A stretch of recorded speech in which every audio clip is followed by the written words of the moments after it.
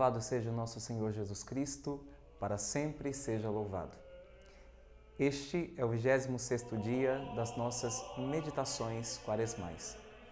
Nós estamos falando sobre a liberdade humana, esta capacidade que Deus nos deu para optarmos pelo bem, mas também de optarmos pelo mal, por aquilo que contraria a sua vontade.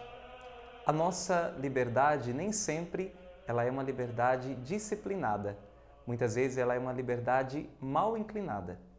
E por isso nós precisamos daquilo que nós já falamos, que é a ascese. São os exercícios espirituais, os exercícios penitenciais de mortificação para disciplinar a nossa vontade, para disciplinar a nossa liberdade e para fazer com que nós liberemos em nós a nossa capacidade de amar verdadeiramente. Esses exercícios espirituais que a Quaresma nos propõe, mas que não é só para o tempo da Quaresma, que é para toda a nossa vida, eles querem fazer com que nós passemos de um estado contra a nossa própria natureza humana para um estado segundo a natureza humana, de acordo com aquilo que Deus nos criou. Porque se nós analisarmos a nossa própria condição, nós vamos perceber que muitas vezes nós agimos contra nós mesmos. Nós agimos contra a nossa própria natureza humana, nos destruindo. Porque todas as vezes que pecamos, nós estamos, por assim dizer, nos destruindo, nos matando, matando a vida de Deus em nós. São Paulo vai concluir que o salário do pecado é a morte. É a morte espiritual, mas também tantas vezes o pecado representa a morte física. Por isso, ao praticarmos a ascese, os exercícios espirituais, ao procurarmos crescer na virtude, usando a nossa liberdade para optar pelo bem, nós estamos passando a agir de uma situação contra nós para passarmos a agir em nosso favor naquilo que corresponde aos desígnios de Deus a nosso respeito. Nós precisamos reconhecer isso, em primeiro lugar, que trazemos dentro de nós paixões desordenadas, trazemos dentro de nós um amor desordenado, que a nossa capacidade de amar, porque é para isso que nós fomos criados, a nossa capacidade de amar ela ficou obstruída pelo pecado original. E os primeiros santos da Igreja, chamados padres da Igreja, os escritores cristãos dos primeiros séculos, eles resumiram esta realidade da nossa natureza decaída através dos 7 pecados capitais. Os 7 pecados capitais, eles são, por assim dizer, uma síntese daquilo que é a nossa natureza humana depois que nós contraímos o pecado de Adão e Eva, porque Deus nos criou em justiça e santidade. Na verdade, eles não chamavam propriamente de pecados capitais, mas eles chamavam de vícios capitais. Vícios no sentido de que nós temos uma tendência para eles e que também eles foram se arraigando em nós pelo fato de nós deixarmos com que eles tomassem conta da nossa alma. E para isso eles propunham, então, alguns remédios. Eles propunham uma terapêutica, uma cura para esses vícios que se instalam em nós. E segundo esses padres da Igreja, esses primeiros pensadores cristãos, eles diziam que 2 desses vícios capitais, eles se sobressaem aos outros. O primeiro é a gula, mas não aquilo que nós comumente chamamos de gula, simplesmente como um comer em excesso. Mas eles dizem uma gula espiritual, uma espécie de avidez fundamental, um desejo que nunca é saciado dentro do nosso coração. Mas não é aquele desejo bom que nos faz procurar a Deus, mas é aquele desejo que nos leva à tristeza, à frustração por nunca estarmos satisfeitos com nada. E o segundo vício que predomina após a nossa condição decaída é o orgulho. E eles dizem que esses 2 vícios, esta gula, esta avidez fundamental e o orgulho, fazem com que nós fiquemos centrados sobre nós mesmos, a um recurvamento sobre nós mesmos. É aquilo que nós dizemos em linguagem simples, nós passamos a olhar apenas para o nosso próprio umbigo. Eles falam que nós desenvolvemos com tudo isso um egocentrismo muito grande e um amor próprio desordenado. Não aquele amor próprio que nos faz buscar o bem e a virtude, mas um amor próprio desordenado, em que nós queremos tirar de Deus aquilo que é o poder dele sobre nós e arrebatar esse poder de Deus para nós, e também isso influencia diretamente na nossa capacidade de amar o próximo, porque esse desregramento que há em nós faz com que nós amemos o outro como uma coisa e não como pessoa. E nós podemos resumir esta realidade da seguinte maneira: a avidez desencadeia a libertinagem, o desregramento da sensualidade. Essas duas coisas juntas, a avidez e a sensualidade desenfreada, elas, para saciarem, desencadeiam a avareza, o desejo de possuir sempre mais. Esta, por sua vez, a avareza, ela provoca a tristeza quando não conseguimos possuir tudo. E também provoca a inveja de quem possui aquilo que nós não temos. Assim, nasce a cólera contra quem ameaça os próprios bens, os bens que foi conquistado, que eu conquistei, ou também a cólera contra quem contraria as próprias vontades e os próprios desejos desenfreados da nossa condição, que está assim, movida por esta avidez fundamental que não se satisfaz com aquilo que é a vontade de Deus e o amor de Deus. Por sua vez, o orgulho ele também gera em nós um movimento, um dinamismo, que é o seguinte: o orgulho produz a vanglória, produz também a ostentação, tanto das riquezas como também das qualidades pessoais. E também produz tantas outras realidades em que nós vamos usar de sedução e manipulação para atrair as outras pessoas. Depois disso, vem a cólera e a tristeza, quando nós não recebemos dos outros a admiração e o louvor que gostaríamos de receber. Desta forma, se encontra essas duas realidades, a realidade da gula fundamental, da avidez fundamental e do orgulho. Quando nós não realizamos aquilo que nós gostaríamos, por causa que essas paixões desordenadas, elas nunca estão satisfeitas. Devido a esta condição nossa desregrada, devido a esta nossa condição desordenada interiormente, no Antigo Testamento, Deus deu ao homem, Deus deu ao povo de Israel a lei para disciplinar o descontrole humano. Porém, Jesus, quando ele vem, ele eleva a lei a um patamar muito superior. Ele não simplesmente cumpre a lei, mas ele a eleva ao nos dar o mandamento do amor. E Jesus ele vem justamente para restaurar em nós a capacidade de amar a Deus, de amar a nós mesmos e de amar o próximo. É por isso que nós precisamos ordenar a nossa vida segundo o amor.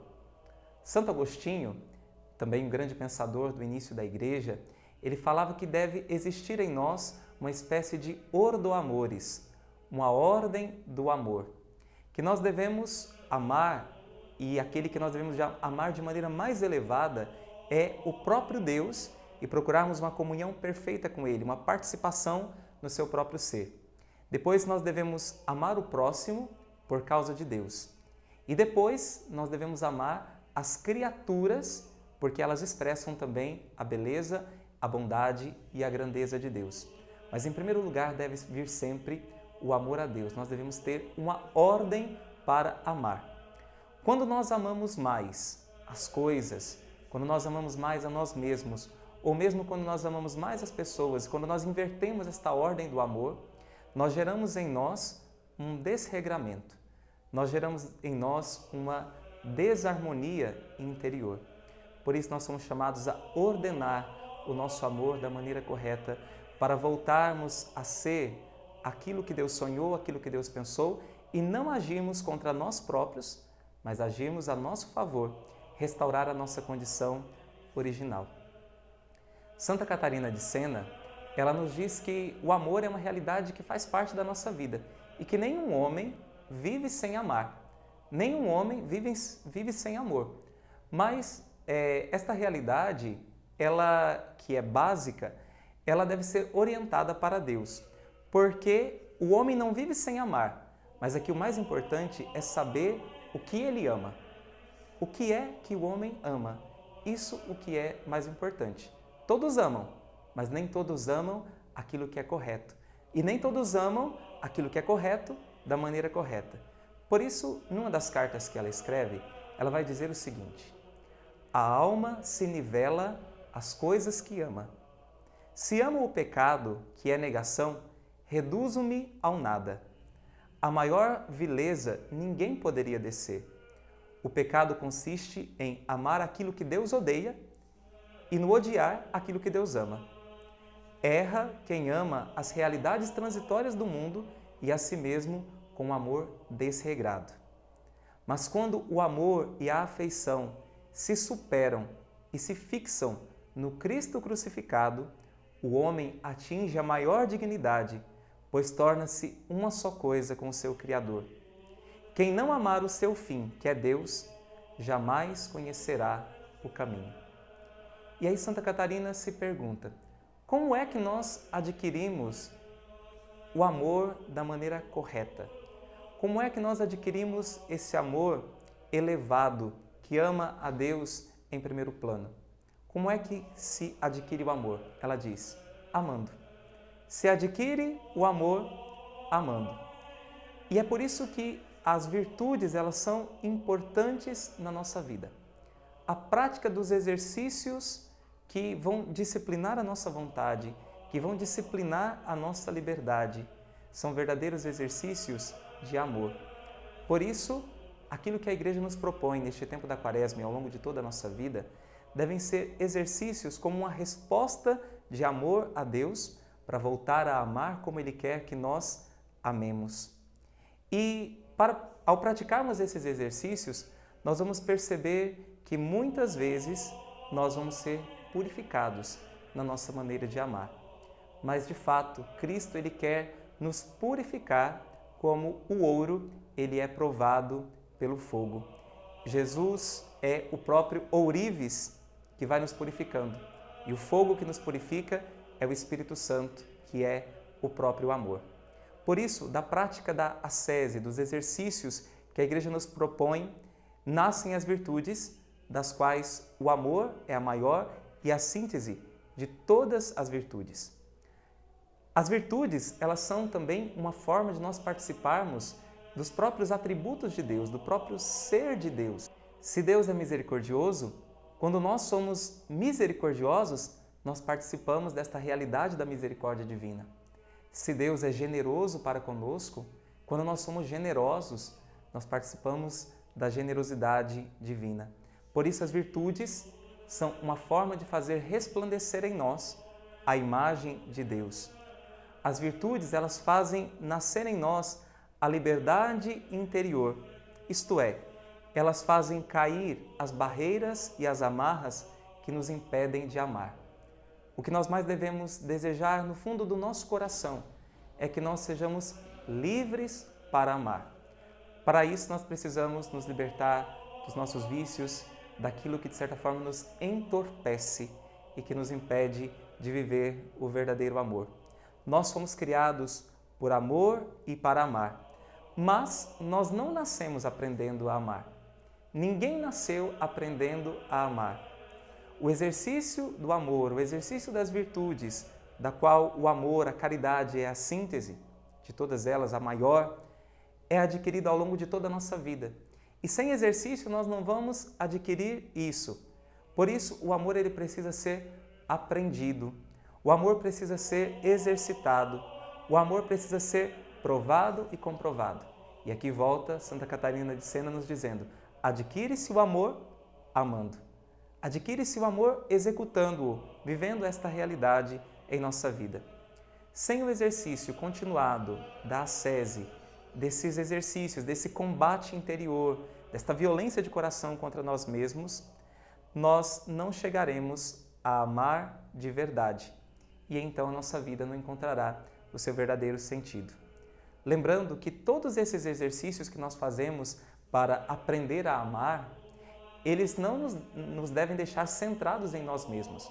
Toda prática penitencial, toda mortificação, não é para que nós olhemos para nós mesmos e digamos, nossa, como eu estou bom, como eu estou fazendo a vontade de Deus, como eu estou progredindo. Não, esses exercícios é para que nós justamente aprendamos a amar o próximo, olhar para o outro com um amor livre, total, fiel, fecundo, um amor desprendido, um amor de doação.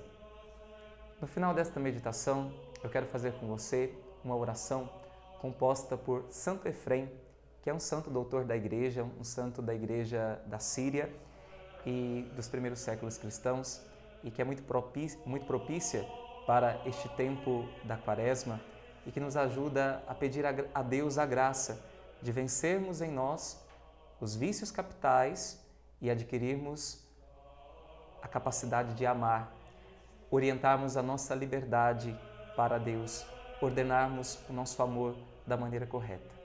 Senhor e Mestre da minha vida, afasta de mim o espírito da preguiça, do abatimento, de dominação, de palavras vãs. Concede a mim, teu servo, um espírito de castidade, de humildade, de paciência e de amor. Sim, Senhor Rei, concede que eu veja meus pecados e não julgue meu irmão, porque Tu és bendito pelos séculos dos séculos. Amém. Como proposta para a meditação, deixo a você o texto bíblico de Mateus, capítulo 22, versículos de 34 a 40. E como frase, esta pequena ejaculatória: Senhor, ensina-me a amar. Deus te abençoe.